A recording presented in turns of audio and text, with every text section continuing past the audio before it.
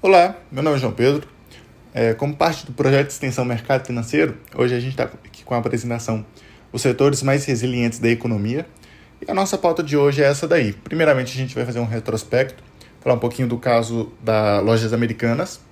Depois a gente vai falar um pouquinho sobre taxa de inflação e taxa Selic, o que são e por que essas duas taxas são tão importantes para a economia. Posteriormente, a gente vai falar quais são os setores mais resilientes da economia e por que esses setores apresentados eles são os mais resilientes. E por último, um bônus, o setor elétrico, transmissão de energia elétrica, o setor de transmissão de energia elétrica. Aí já dando uma dica, de um dos setores mais resilientes da economia. Primeiramente, eu vou me apresentar. Quem sou eu? Meu nome é João Pedro Cesário Campos. Eu sou graduando em Engenharia de Produção pelo IFG, de janeiro de 2020 até a atualidade. Também sou estagiário de melhoria contínua de setembro de 2022 até a atualidade. E durante essa trajetória acadêmica e profissional também, eu tive participação em alguns projetos de ensino, projetos de pesquisa e de extensão, dentro das áreas de engenharia econômica, logística, engenharia de operações e processos da produção, dentre algumas outras áreas que a gente teve atuação durante esse período aí. Então, primeira coisa, um aviso legal, As empresas citadas aqui, elas constituem somente de exemplos ilustrativos e não representam de nenhuma forma recomendação de compra ou venda de ativos financeiros. E recomendações só podem ser feitas por pessoas qualificadas, certificadas pela Associação Brasileira das Entidades dos Mercados Financeiros de Capital, pela Anbima. Os ativos mostrados aqui são somente ilustrativos e não representam de nenhuma forma compra. Recomendação, ok? Então vamos iniciar as nossas atividades de hoje falando um pouquinho sobre um retrospecto do caso das lojas americanas. O que aconteceu com essa empresa que foi a Lojas Americanas? Em resumo, existia os fornecedores das lojas americanas, E os fornecedores, obviamente, fornecem seus produtos para que a Lojas Americanas coloque a venda, a revenda para os consumidores. E o método normal disso acontecer, é o fornecedor fornece a mercadoria para lojas americanas, para a empresa, e a empresa realiza o pagamento. Aí a empresa pode, com base em contratos com fornecedores, realizar esse pagamento de 30, 60, 90 dias. É uma prática comum do mercado. Porém, o que estava acontecendo no caso das lojas americanas? Existia o risco sacado. O que é esse tal de risco sacado? Existe o risco sacado. O risco sacado é causado por uma operação que a Lojas Americanas realizava. Uma operação totalmente legal, mas que em seus balanços não representavam a forma real que acontecia. Por exemplo, o fornecedor fornecia a mercadoria para Lojas Americanas, o banco pagava o fornecedor à vista e a Lojas Americanas pagava o banco em 30, 60, 90 dias, por exemplo. Ou seja, em vez de a Lojas Americanas ter uma dívida de fornecedores, que é uma dívida que normalmente ou não incide juros, por ser um prazo muito curto, ou incide muito poucos juros, ela tinha, na verdade, uma dívida bancária. E essa dívida bancária trazia um risco muito maior e uma dívida muito maior para lojas americanas. Isso não estava refletido corretamente nos seus balanços. Por isso que, apesar de ser uma operação comum, essa forma de o banco pagar e a empresa dever o banco, isso não estava refletido corretamente nos seus balanços. E existe somente o risco sacado nas lojas americanas? Não existem outros riscos além desse risco sacado? A Lojas Americanas faz parte de um setor chamado varejo, E nós vamos discutir ainda sobre esse varejo. E esse setor ele é triplamente impactado. Por que ele é triplamente impactado? Ele atualmente é impactado pelo lado dos custos, com empréstimos, por causa do aumento dos juros. Agora a gente já está num movimento de manutenção e queda de juros, mas os juros ainda estão num patamar muito alto. Os juros brasileiros na casa dos 12%, 13% até recentemente, foi necessário para controle da inflação, mas impacta muito o varejo, que depende tanto da atividade econômica, que é um outro impacto que as lojas americanas sofrem, né, pelo lado da receita, pelo lado do custo com a operação, que são em média corrigidos pela inflação.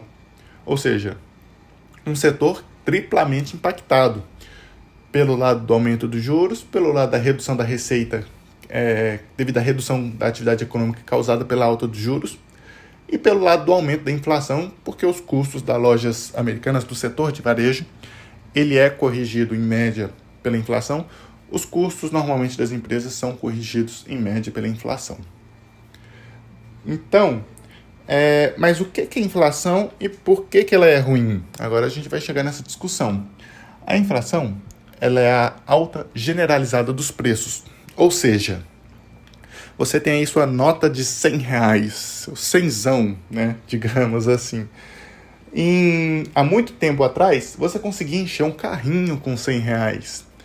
Decorrido um tempo, passado um tempo aí, e a inflação ocorreu nesse período, você já não consegue mais, consegue completar metade do carrinho, por exemplo, com esses mesmos R$100. Decorrido mais tempo ainda, você consegue colocar somente alguns produtos em uma cestinha e olhe lá, e você vai passar no caixa e ainda dá mais R$100. Esse é o efeito da inflação. Com uma unidade monetária você consegue comprar menos produtos. Ela é a alta generalizada dos preços. E qual que é a relação entre inflação e taxa Selic? Ora, a taxa Selic ela é uma das ferramentas do Banco Central do Brasil para controle da inflação. O Banco Central do Brasil ele é responsável por cumprir as medidas do comitê, chamado Comitê de Política Monetária. Esse comitê ele define qual que é a meta da inflação. Olha, a inflação tem que ficar em tanto por cento. Se eu não me engano, a meta da inflação do Brasil é 3,25%. Eu posso estar errado, mas é em torno disso. 3%, 4% é uma coisa nesse sentido. Ele define a meta da inflação. E quem vai cumprir essa meta é o Banco Central. E o Banco Central utiliza, dentre as ferramentas que ele possui, uma delas é a taxa Selic. Ora, a inflação aumenta, vem o Banco Central e aumenta a taxa Selic, a taxa básica de juros, e essa taxa básica de juros, ela define todos os juros da economia. Os juros de você pegar um empréstimo no banco, os juros de você realizar um financiamento habitacional, um financiamento de um veículo, o juro das empresas também que possuem empréstimos bancários também são corrigidos, são influenciados por essa taxa Selic.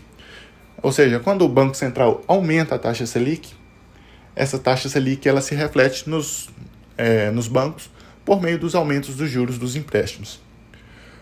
Quando os bancos aumentam os juros desses empréstimos, fica mais caro para os empreendedores e para as pessoas pegarem empréstimos. Ora, um empreendedor, uma indústria aí, ela tem lá um determinado recurso e ela tem que decidir entre ou investir em operação ou deixar parado no banco. Ora, se o juros está muito alto, ela pode optar por aplicar um dinheiro no banco, que ela vai receber praticamente o mesmo retorno de suas operações. Ou então uma empresa que quer expandir suas operações e quer pegar um empréstimo no banco.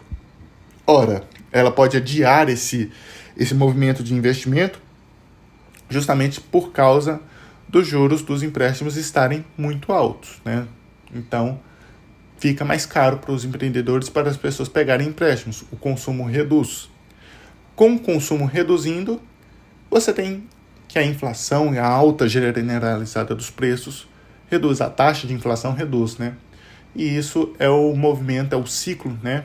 Que é causado aí pela inflação e controlado, tem uma tentativa de controlar pela taxa Selic. Beleza. Agora falando um pouquinho de políticas, inflação, emprego e crescimento econômico. Será que essas variáveis elas têm ligação entre si? Inflação, emprego, crescimento econômico. Ora, se eu tenho mais inflação, o que acontece com o meu emprego? Se eu quero ter uma política de controle de inflação, o que acontece com o meu emprego, com o crescimento econômico? Será que existe alguma pressão para que uma política influencie na outra? Nós vamos verificar agora. Em geral, são escolhas conflitantes chamadas na política econômica. Ou seja, você vai escolher praticamente uma delas e as outras vão sofrer as pressões causadas por essa escolha dessa política econômica. Nós vamos discutir isso aqui agora, né? Digamos que a gente tem uma política de controle da inflação, ou seja, nós queremos uma inflação que seja baixa, que seja reduzida. Essa política de controle da inflação, que para as pessoas normalmente seria algo bom, né? Que a alta generalizada dos preços é reduzida, você tem uma economia mais equilibrada, também causa uma pressão no crescimento econômico para que esse crescimento econômico reduza. Isso é uma pressão natural.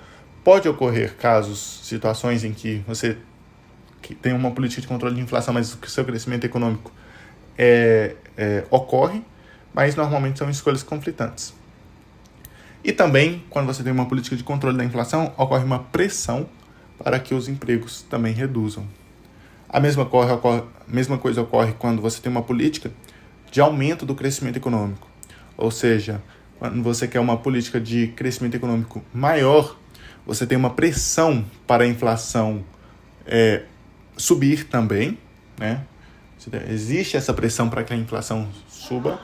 Isso depende de várias outras políticas, mas ocorre essa pressão. E também ocorre uma pressão para que os empregos aumentem, a quantidade de pessoas empregadas aumentem. Existe essa pressão também graças a essa política de crescimento econômico. Mesma coisa ocorre com o aumento do emprego, ocorre também uma pressão na inflação. Mais pessoas têm dinheiro, mais pessoas demandam produtos. De uma forma natural, pode ocorrer aí o aumento da inflação, uma pressão, ou seja, ocorre uma pressão de fato para o aumento da inflação. Quando você tem essa política de aumento do emprego, também ocorre uma pressão para o crescimento econômico maior, graças a essa movimentação maior da economia. Beleza. E será que o setor de varejo é resiliente? O setor de varejo, nós dissemos anteriormente que ele é triplamente impactado pela inflação, né? Pelo lado dos juros, pelo lado da receita e pelo lado das despesas, né? A inflação, a taxa básica de juros em inflação, no resultado financeiro das lojas americanas entre setembro de 2021 e setembro de 2023, ou seja, nós comparamos o terceiro trimestre de 2021 com o terceiro trimestre de 2023. Em 2021, a taxa básica de juros do Brasil estava começando a aumentar, né? Estava voltando aos seus patamares normais, ela chegou em 2% em 2020, estava retornando aos patamares normais e estava subindo. Em 2021, lojas americanas gastavam com receitas e despesas, ou seja, ela tinha um resultado financeiro de menos 286,4 milhões, ou seja, o resultado financeiro, que é a diferença entre as receitas e as despesas financeiras, ou seja, o que ela capta com empréstimos e o que ela paga de empréstimos, era de 286 milhões negativos, né?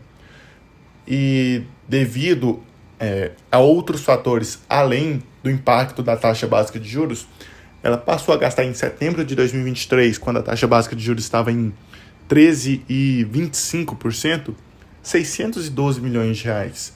Mais que o dobro, quase o triplo que ela passou a gastar com o resultado financeiro, em parte impactado pela taxa básica de juros e causado pela necessidade de controle da inflação. Isso aqui, ela informa em seu próprio balanço, seu balanço trimestral, que informou que um dos impactos para esse aumento no custo foi a taxa básica de juros maior. Aqui a gente tem uma análise um pouquinho mais completa para Magazine Luiza. O impacto da taxa básica de juros da inflação nas despesas financeiras, ou seja, os custos que ela tem com empréstimos, que ela paga de empréstimo, que ela paga também de juros. Aqui no caso da Magazine Luiza, que é outra empresa do setor de varejo, entre dezembro de 2021 e dezembro de 2022, né? Em 2021 a taxa básica de juros estava em patamares normais e em 2022 já em patamares altos, né? Ela gastava em 2021 o equivalente a 1,9%, praticamente 2% da sua receita com despesas financeiras. E em dezembro de 2022, ela passou a gastar 5% da sua receita com despesas financeiras, né? Se a gente for fazer uma comparação, for realizar uma análise, né, uma comparação entre esses 2 anos, 2021 e 2022, o que ela lucrou em 2021, ela lucrou 590 milhões de reais em 2021.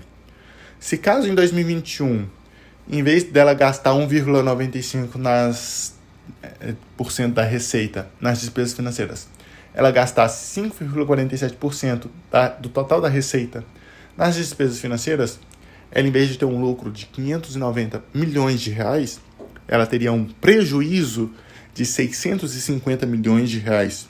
Ou seja, quase 1 bi aí revertido somente pelo impacto do aumento da taxa básica de juros que ela reportou, né, que foi um dos impactantes nessas despesas financeiras.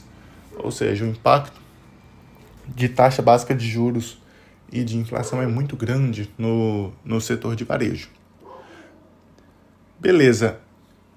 E existe algum setor que se beneficia dessas condições adversas, dessa taxa básica de juros alta, dessa inflação alta, mesmo que não se beneficie, que perpasse isso de uma maneira mais suave que o setor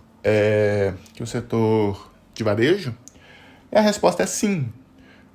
Existem alguns setores-chave que eles se beneficiam com a alta da inflação e da taxa Selic e ainda mantém a sua estabilidade nos períodos de inflação controlada, ou seja, não necessariamente ele vai perder dinheiro na outra parte do ciclo, né, quando estiver estável.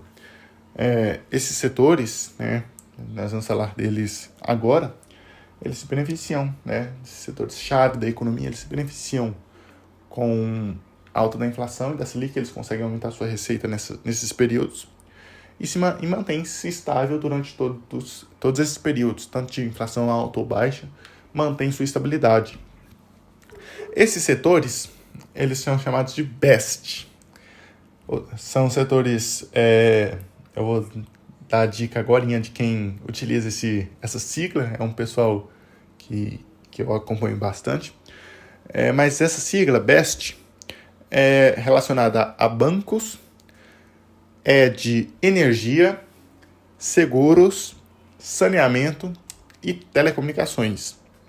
São setores que, aqui, né, dando a dica, uma matéria escrita pela Louise Barsi, filha do Luiz Barsi, o mega investidor brasileiro na Bolsa de Valores, disse nessa matéria aí os 5 setores à prova de balas, como escolher boas empresas para sua carteira. Esse filtro ajuda a olhar apenas setores perenes. Você pode ler essa matéria por meio do QR Code, que está aí no canto inferior do lado direito da tela. Esses setores-chave da economia, o que eles têm em comum? São setores regulados, fortemente regulados. O setor bancário brasileiro é um setor regulado. O setor elétrico brasileiro é muito bem regulado pela Agência Nacional de Energia Elétrica. Seguros, saneamento e telecomunicações, da mesma forma, são setores muito regulados. E esses setores regulados são setores-chave da economia porque ninguém consegue, nenhuma economia é saudável sem esses setores. Talvez, por exemplo, um setor de aviação civil, por exemplo, ele pode ter turbulências ali e o pessoal consegue viajar menos de avião e sobreviver tranquilamente em momentos de crise. Mas mesmo em momentos de crise, você precisa da sua instituição bancária. Mesmo em momentos de crise, você precisa de energia elétrica ou energia para andar de carro, para mesmo fazer suas viagens, você precisa de energia que seja fonte de petróleo, por exemplo, ou os biocombustíveis. Em relação a seguros, você precisa de seguros para os seus veículos, para os seus bens. É um setor muito perene, as empresas precisam de seguros para manter suas operações com menos risco. Setor de saneamento, eu não preciso nem falar, né? Que todos precisam de saneamento básico, de água tratada, de esgoto tratado. Inclusive no setor de saneamento, um dado muito importante, apenas 50% dos municípios brasileiros possuem o tratamento de esgoto, né? E, aliás, se eu não me engano, não sei se é 50% que possuem saneamento básico, né? São 50% que não possuem saneamento básico. E existe uma necessidade, né, de todas as pessoas, da universalização desse serviço. E também telecomunicações. As empresas não vivem sem telecomunicações. Nós não sobrevivemos, nós necessitamos de telecomunicações, internet, seja ainda da telefonia, tanto ela fixa como celular, né? Precisamos da telefonia. A fixa nem tanto, né? Tem uns probleminhas com a telefonia fixa, com a parte de telecomunicação fixa, mas as empresas que souberam se aproveitar desses setores aí, algumas se deram bem, outras nem tanto, né? Aí tem essas questões aí também, mas o setor de telecomunicações em geral é um setor perene também, porque todos precisam de telecomunicações. Agora, indo para a nossa parte extra da nossa aula de hoje, nós vamos falar um pouquinho sobre o setor elétrico. O setor elétrico, ele é dividido em 3 segmentos, pode ser dividido entre 3 segmentos. O primeiro é o segmento das geradoras. As geradoras, elas transformam algum tipo de energia em energia elétrica. Aqui tem um exemplo, a Engie, tem várias outras empresas que vocês podem analisar, verificar aí, que possuem essa característica de serem geradoras de energia elétrica, né? Lembrando que não tem nenhuma recomendação de investimento aqui. Tem também as transmissoras. O que essas empresas transmissoras fazem? Elas transportam energia pelo país. Por exemplo, a Taesa, tem também a TRPL, né? Tem várias empresas aí que são transmissoras de energia elétrica. E elas transportam essa energia elétrica pelo país. Quando você está viajando aí na sua autoestrada, né, aí pela rodovia, você vê aquelas torres enormes com aqueles fios.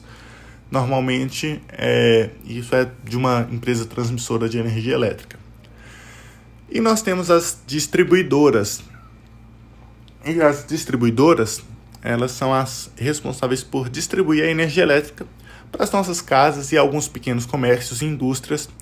Aí um exemplo é a Equatorial Distribuição Goiás, e tem várias outras. Tem a Light, tem a Copel, que é uma distribuidora, mas também tem transmissão e geração. Tem a Companhia Estadual de Distribuição, que é a CEED, se eu não me engano, ela ainda existe. Tem a antiga Eletropaulo, né, que também era uma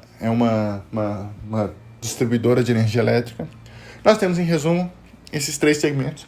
Existe também um setor, dentro do setor elétrico, as empresas de comercialização de energia elétrica. Mas, normalmente, as empresas de comercialização de energia elétrica, elas estão dentro de alguma outra. Por exemplo, normalmente uma geradora possui também a sua comercializadora, a distribuidora, em alguns casos, possui a sua comercializadora também. Então, tem essas nuances. O setor elétrico, ele é regulado pela ANEEL, é o regulador do setor elétrico, e a Agência Nacional de Energia Elétrica. Essa agência, ela tem algumas atribuições dadas por essa lei federal e por esse decreto de 77, de 97 e 96, que dizem algumas coisas sobre o que essa agência faz. Em resumo, ela autoriza os serviços de transmissoras, distribuidoras e geradoras. Ela determina as tarifas que podem ser cobradas, determina quanto que essas empresas vão receber. Ela vai fiscalizar essas empresas para garantir que elas estejam cumprindo com os contratos de concessão. É uma regulação bem forte que a ANEEL faz dentro do setor elétrico. E vou fazer uma historinha aqui. Agora, a gente começando a funilar para o setor de transmissão, vou contar uma historinha aqui. Digamos que eu tenho 2 cidades, uma cidade A e uma cidade B. A cidade A, ela tem geradoras, né? E gera mais energia do que ela precisa. Ou seja, ela tem excedente de eletricidade. Já a cidade B, apesar de possuir uma pequena geradora, não consegue produzir toda a sua eletricidade. E entre essas duas cidades, existe a necessidade de uma linha de transmissão. Para essa linha de transmissão, para esse governo que rege essas duas cidades, ele vai criar uma ANEEL, entre aspas, que vai verificar o melhor sistema de prestação desse serviço de transmissão, para que a cidade A, com seu excedente de eletricidade, consiga fornecer para a cidade B parte dessa eletricidade que ela necessita, né? E consiga ter o seu fornecimento de energia elétrica normalizado. Esse governo fictício aí cria essa ANEEL, e essa ANEEL, ela determina que ela encontra um meio de determinar uma empresa privada, realizar a prestação desse serviço de transmissão de energia elétrica, e ela vai formular um edital de leilão de linha de transmissão. Esse edital de leilão de linha de transmissão tem algumas condições. Vai de fato acontecer um leilão, alguém vai arrematar isso aí, quase como ocorre naqueles leilões de gado, só que, diferentemente de lá eles aumentam o valor, aqui eles diminuem o valor, nós vamos chegar lá, calma. Beleza. Esse edital de leilão vai ter algumas condições desse leilão exemplo. Uma das condições que vai ter é que a empresa ganhadora, a empresa que vai ganhar essa concessão de transmissão, ela vai poder receber anualmente um valor máximo de 80 milhões de reais para manter essa linha funcionando e com a manutenção em dia, né? E ela vai chamar esse valor de RAP, Receita Anual Permitida. Nesse exemplo fictício, podemos dizer que a própria ANEEL ou o próprio governo vai pagar essa empresa transmissora esses 80 milhões anuais. Esses 80 milhões eles vão ser arrecadados de cada fatura, de todas as faturas de energia elétrica do pessoal da cidade A e da cidade B, para que seja remunerada essa ganhadora, né? Nós vamos chegar lá também. Ou seja, essa empresa ela vai poder receber no máximo 80 milhões por ano. Esse contrato vai durar por 30 anos, ou seja, a empresa vai receber por 30 anos esse valor de 80 milhões de reais.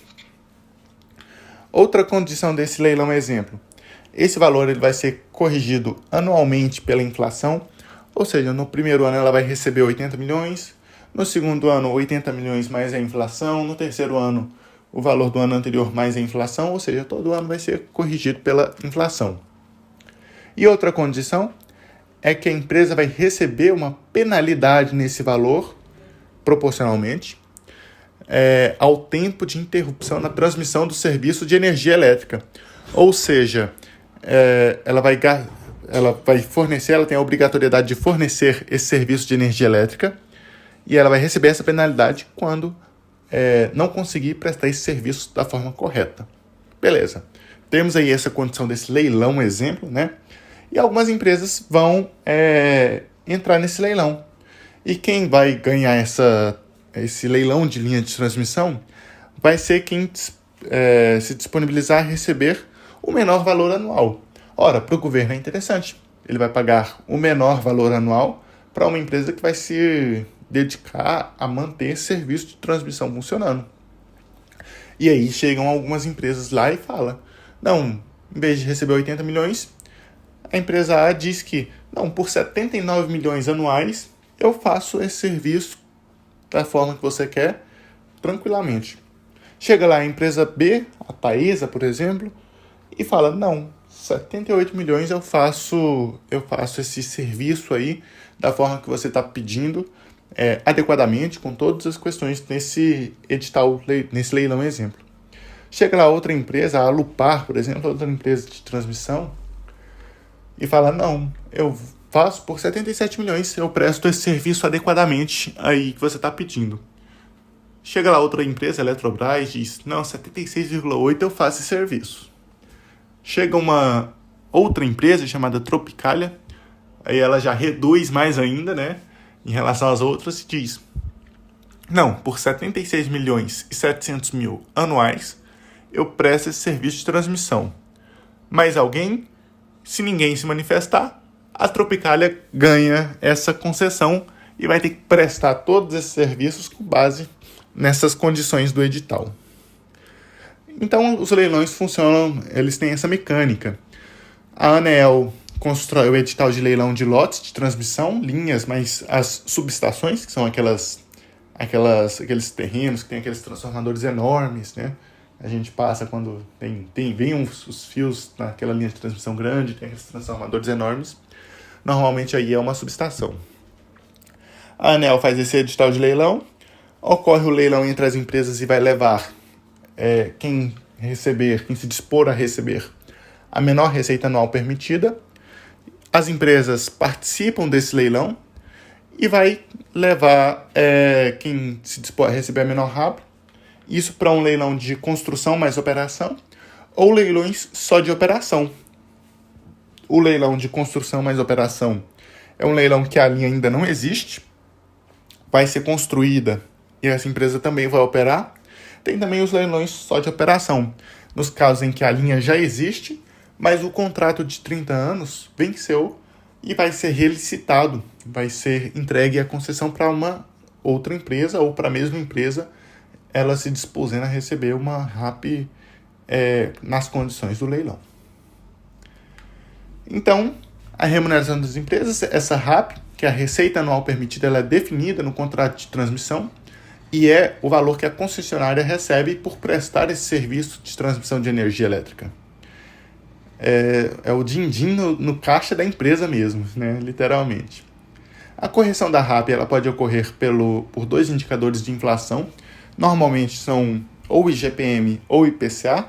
O IGPM, o Índice Geral de Preços do Mercado, pela Fundação Getúlio Vargas, e o IPCA, Índice de Preço ao Consumidor Amplo, pelo IBGE. Esses dois índices aí têm movimentos semelhantes quando você vê um período de tempo muito grande. O IGPM, acho que em 2020 ou 2021 ele teve 40%, 30% num ano só, e aí o pessoal ficou de olho no IGPM. Olhem depois, pesquisem depois aí o histórico do IGPM. Mas, em geral, depende do contrato de concessão.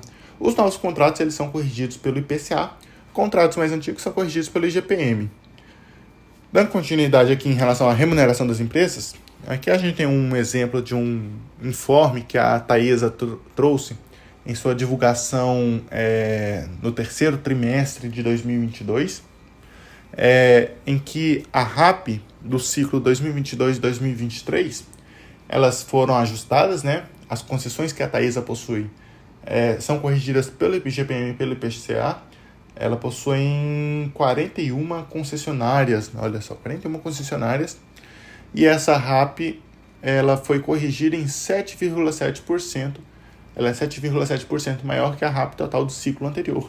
Ou seja, aqui a gente tem um exemplo, né, de uma empresa que possui N concessões, e essas N concessões são corrigidas ou pelo IGPM ou pelo IPCA, e no frigir dos ovos, esse bolo todo de concessões resultou para ela uma RAP de 7,7% maior que a RAP do ciclo anterior. Beleza. Aqui nós fizemos uma análise da Taesa, a comparação da RAP da Taesa com os índices de inflação. Essa tabela aqui está feia, eu vou passar para o gráfico. Mas, em resumo, nós pegamos a RAP da Taesa corrigida pelo IGPM e pelo IPCA desde 2010 até 2022. E, com isso, nós verificamos aqui, construímos esse gráfico aqui, analisando a RAP da Taesa, a parte da RAP que é corrigida pelo IGPM ou pelo IPCA, e a correção de fato do IPCA e do IGPM. Tudo isso com base 1 lá de 2010. Né? E nós verificamos aí que tanto a parcela da RAP como o indicador de inflação se comportaram muito semelhantes, como é de se esperar mesmo, né? Se você tem uma coisa que é corrigida pelo IPCA e ela não é corrigida pelo IPCA, você tem um problema, né? Nesse caso aí, a gente percebe que historicamente, de 2010 a 2022, a RAP da Taesa foi corrigida corretamente com base aí nos índices de inflação.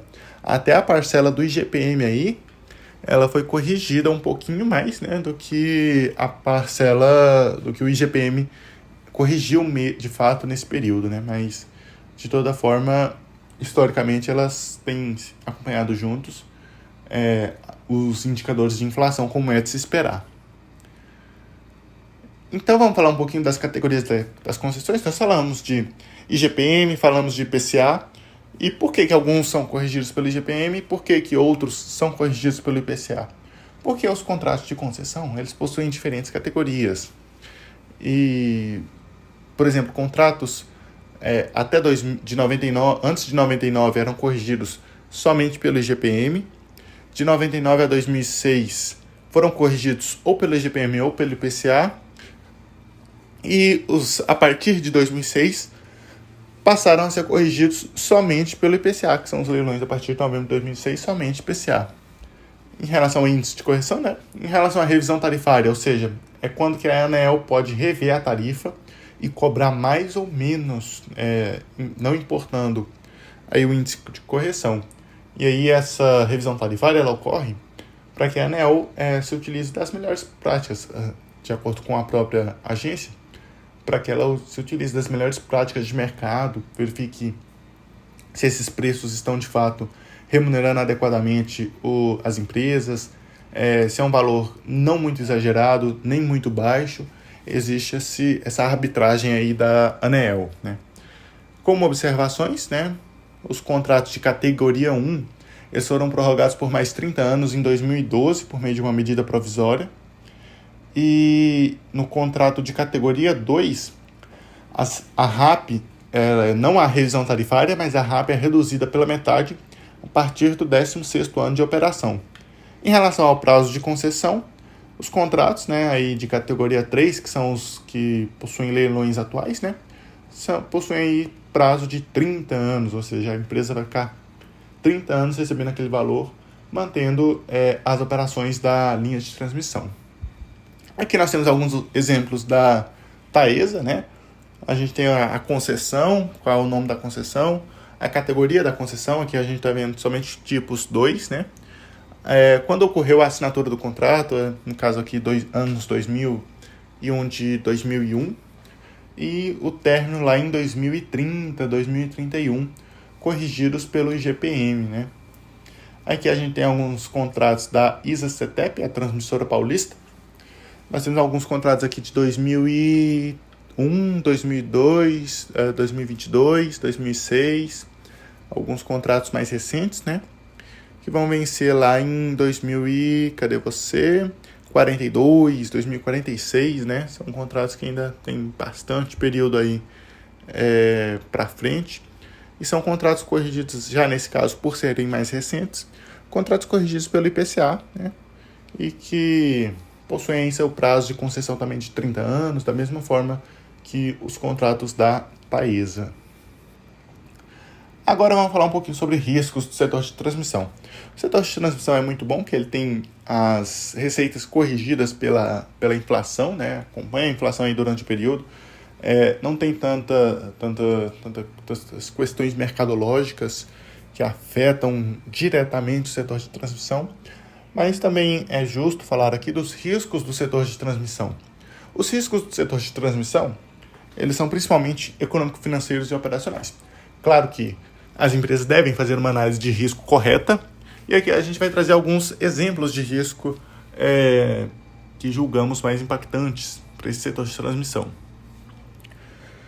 Dentro dos riscos econômicos financeiros, nós podemos citar o risco de capital como um risco muito importante para as empresas do setor de transmissão. Esse risco de capital é o quê? É o risco da empresa ter suas dívidas descontroladas, né? Ela se endividar muito e não conseguir pagar suas dívidas. É um risco que as empresas do setor de transmissão sofrem. Outro risco importante é o risco de mercado. Esse risco de mercado, ele é sobre, por exemplo, digamos que a empresa compre algum equipamento que é importado e esse equipamento é em dólar. A empresa pega e faz uma dívida em dólar para pagar esse equipamento. E o dólar quando ela vai fazer a compra, ela já fez o contrato de compra, mas tem que comprar os dólares. Nesse meio período, o dólar dispara e ela contratualmente é obrigada a comprar esses dólares. É um risco de mercado que essas empresas sofrem. Também riscos relacionados ao risco de mercado, o risco da inflação ter uma alta muito grande e imediatamente essas empresas não terem a correção pela inflação, né? Apesar delas terem essa correção pela inflação, corrige apenas de ano em ano. Digamos que um mês tem uma alta de 100%, 1000% da inflação. Pode ser que as empresas tenham algum tipo de impacto. Outros dois riscos aqui é o risco de crédito, ou seja, é o risco de a empresa não ter a sua receita. É um risco muito pequeno para essas empresas do setor de transmissão, considerando que quem operacionaliza a receita delas é um órgão regulador, né? É um órgão, se eu não me engano, é o ONS que faz esse pagamento efetivo, né? Ela arrecada do pessoal da rede básica, que é eu e você, e paga as empresas de transmissão, mas quem operacionaliza isso é o ONS, se não me falha a memória. E esse risco de crédito é bem pequeno. E também existe o risco de liquidez, que também é um risco bem pequeno. É a empresa ter o dinheiro para realizar o pagamento de uma dívida, mas não conseguir pagar porque o seu dinheiro, por exemplo, está preso em um banco que sofreu falência, por exemplo. É um risco pequeno, mas é um risco existente. Em relação aos riscos operacionais, nós temos o risco regulatório, ou seja, o risco dessa empresa sofrer penalidades, multas contratuais, redução da RAP, por arbitragem da ANEEL. Isso é um risco importante para as empresas do setor de transmissão. Elas devem sempre estar atentas à questão regulatória.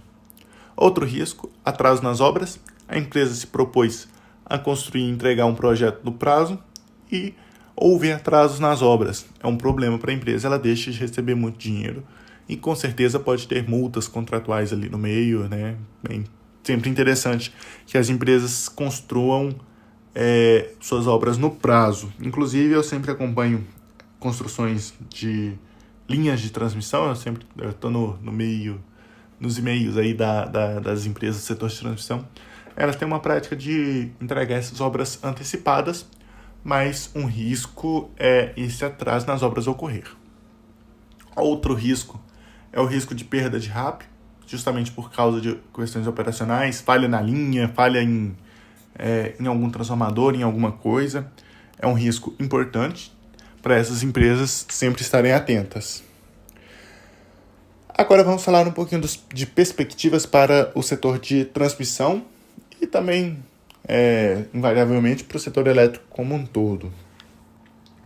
No Brasil, nós temos uma coisa chamada Plano Decenal de Energia Elétrica. Esse Plano Decenal de Energia Elétrica, de expansão de energia, ele contempla de 2021 a 2031. Né? Nós já estamos em 2023, então, em teoria, já tem 2 anos aí que esse plano foi cumprido, que é para esse plano ter sido cumprido, né?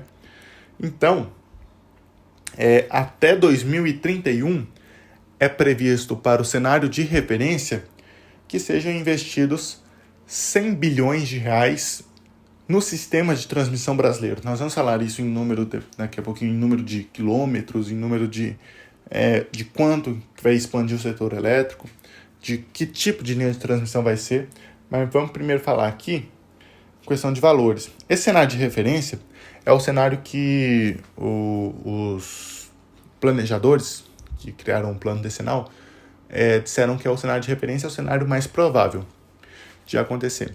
Existe um cenário otimista que prevê a expansão prevê 126,4 bilhões de reais no setor de transmissão, no sistema de transmissão de energia elétrica. Ou seja, é um cenário otimista. E o pessimista indica 51,8 bilhões, ou seja, metade do que o cenário de referência. É importante a gente verificar nesse gráfico aqui que, independente dos cenários, até o ano de 2027, nós teremos bastante investimentos no setor de energia elétrica. E outra coisa que o plano decenal fala aborda, né, de uma forma, explica o cenário pessimista, esse cenário pessimista indica apenas as concessões que já estão, foram leiloadas ou que ainda vai ter, que já tem leilão praticamente marcado. Ou seja, se praticamente não houver leilão, pelo menos 51,8 bi já vai ser investido no setor elétrico. Ou seja, de toda forma ele vai sofrer uma expansão significativa aí nos próximos anos, podendo expandir e ter investimentos da ordem de 100 bilhões para os próximos 10 anos aí, né? Em relação ao plano decenal, detalhando em valores, né, esses 100,7 bilhões de investimentos de 2021 a 2031 estão concentrados 69,9 bilhões em linhas e 30,8 bilhões em subestações. Em relação a esse investimento em expansão de malha de energia elétrica, a nossa malha atual vai expandir em 35 mil quilômetros. 35 mil quilômetros representa o que hoje é 1/5 das nossas linhas de transmissão. 1/5 do que já existe hoje vai aumentar nos próximos 10 anos. Ou seja, é um investimento significativo na parte da energia elétrica brasileira nacional, né? E esse investimento é muito importante considerando a necessidade de energia elétrica que o país vai precisar para os próximos anos, né? Aqui a gente tem o cenário de referência, né? Os 35 mil quilômetros, que vão ser expandidos aí até 2031, os tipos de linha, né? Em kilovolt. Aí tem as linhas de 230 kV, as linhas de 345 kV. Vão ter algumas linhas ali a partir de 2028 de 800 kV. Quanto maior a tensão em kilovolt, né, maior a capacidade da linha de transmissão de transmitir mais energia elétrica, né? Ou seja, por isso que essas linhas de 800 kV, que são 800 mil volts, né? A tensão na tomada da casa da gente é 220 volts, 110, 127 volts, e a gente está falando da ordem de 800 mil volts, e isso traz para a linha de transmissão uma capacidade muito grande de transmitir bastante energia elétrica para todo o país. Atualmente temos 179, quase 180 mil quilômetros de linhas de transmissão, e a previsão é de expansão em 35 mil quilômetros, que representa hoje 1/5 do nosso sistema, né? E por fim aqui nós temos algumas referências e eu agradeço a participação.